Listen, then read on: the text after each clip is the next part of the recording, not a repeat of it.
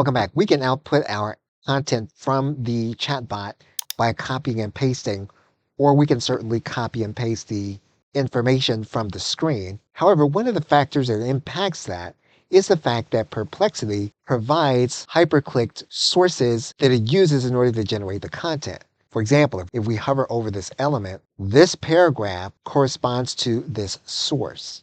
And so one of the things that Perplexity does is it provides sources for everything that it does. You can find the sources in a grouping here at the top, and you can find them directly listed here inside of your content. So at the very bottom, we can click on the ellipsis. We can then click on View Sources.